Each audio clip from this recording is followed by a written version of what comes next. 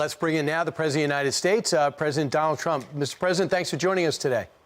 Well, thank you. Mr. President, they said on a conference call yesterday, you said over the last 3 weeks you have a different feel for the campaign. You really feel like you're going to win now. What changed? Well, a lot of things. It's just going very well. I think he's imploding. You look at all the corruption in his family. It's tremendous corruption. Nobody's ever seen. I mean, that laptop, nobody has ever seen anything like that. He's gone into hiding. He's done the lid again. He's been there for a long time, and things are changing fast, and the numbers at the polls are looking really good, really, really good. Mr. President, you bring up Hunter Biden's laptop. Many on the left and many in the mainstream media are suggesting this is nothing but a Russian disinformation campaign. What do you say to that? It's just crazy. I saw Shifty Schiff yesterday get up, say this is Russia. Yeah, I mean, he's a sick man. He is so sick. It is. We went through 2.5 years of that plus.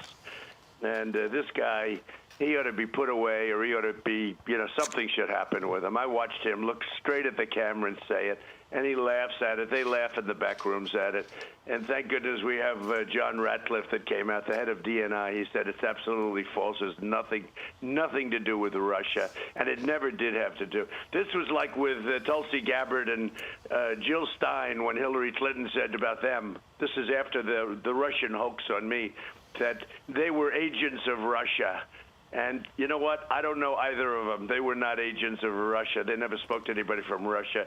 It was the same thing. Adam Schiff ought to be investigated for what he does. He stood up, he looked at the camera, and he said the laptop conceived and dedicated by Russia. This is crazy. Well, this is a part of the interview that probably will not be played on other networks because they're not really covering this. But what if the names were changed? What if it were your name instead of Joe Biden's involved in this, or one of your son's names instead of Hunter Biden? Would this be the top story on every single network? Well, it would be, and they went through and put my son in particular over a 15-minute meeting with somebody from Russia who met with everybody in Congress over the years. Everybody knew that it was a meeting about something totally different, and Don Jr. went, and it's so unfair. What they have done is what they've done to this country, and we're really hitting them back. I mean, we're hitting them back so hard. And I'll tell you, I watched your interview with Dave Rubin. That's true. That's happening all over. It's so nice. That's happening all over the country. I mean, people are in love. And what you said about Texas, don't worry about Texas. Texas is with us. They want to take away your guns, your oil, and your God. Okay, that's what they want. They want to take away your Second Amendment. They want to take away fracking and oil. They don't care. They want to take it away. They want to go to the Green New Deal. That's not for Texas. Texas is not going to be losing their guns, and they're not going to be losing their oil, and they're not going to be losing their religion or their God. Mr. President, so your next chance to bring this up directly with Joe Biden will be at the debate on Thursday night. And among the categories is national security. That would be your option to bring this up. Now, people in the past, presidents in the past have had siblings or relatives that are problematic. Roger Clinton had his issues. I remember Billy Carter with Jimmy Carter's his issues. But I think this issue, what makes it relevant, is what Joe Biden had to do with this. What question do you have for Joe Biden in the debate? So people don't think it's a family issue. It's more about the vice presidential issue, some would say. How do you plan on parrying that issue?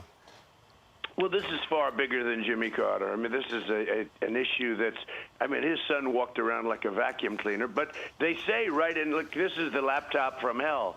They say right in the laptop that, the big man has to get 10%. And then in another case, they say 50%.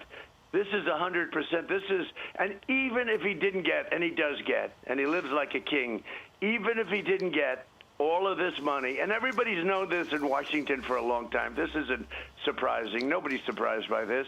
But even if he didn't, you can't go to China and have the son walk out with $1.5 billion to manage. You can't go to Ukraine and have him get $183,000 a month with a $3 million upfront payment. You can't get $3.5 million from the mayor of Moscow's wife, $3.5 million, and you have no experience. You didn't have a job until your father became vice president. It's disgraceful. What if he says, I don't know anything about this? And the media can't cover it. The media refuses to cover it. Mr. President, what if he just says, I don't know anything about that? That's my son's thing. I don't know anything about it. I hear Romania is coming up, too. So what if he says that's his thing? You know, he's a grown adult. No, Romania is coming up. But they say right in there that the father's going to get 10%. Brian, you don't have to know anything about it. And to be honest with you, even if it wasn't, you can't go with your father, and every stop you make, you pick up $1 billion. You can't do that. You can't do it. But he got a kickback. You know, in the old days, they used to call it a kickback, but there's no better word. The vice president got a kickback, and everybody knows it, and they've known it for a long time. Mr. President, Brian brings up the debates and how you'll address this in the debates. We want to talk about some of the changes to the debate format in just a moment, but one more on this Hunter Biden issue. We've addressed it. The mainstream media and many on the left are calling this a Russian disinformation campaign. You addressed that. Many of the facts now, though, are being confirmed and authorized. And some are asking, will you appoint a special prosecutor to investigate this? In fact, 11 House Republicans have sent a letter. They said the following: we request that the Department of Justice immediately appoint an independent, unbiased special counsel to investigate these issues that have been raised, as well as any corresponding legal or ethical issues that might be uncovered from the former vice president's 47 years in public office. Will you be doing that? Will you be appointing a special prosecutor? We've got to get the Attorney General to act.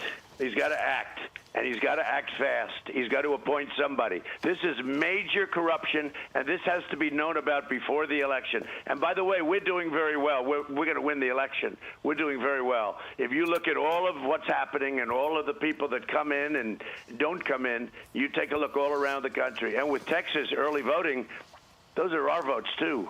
And we're doing well in Texas. I mean, I just got a report we're doing great in Texas, but we're doing great all over. But forget that. This has to be done early. So the Attorney General has to act.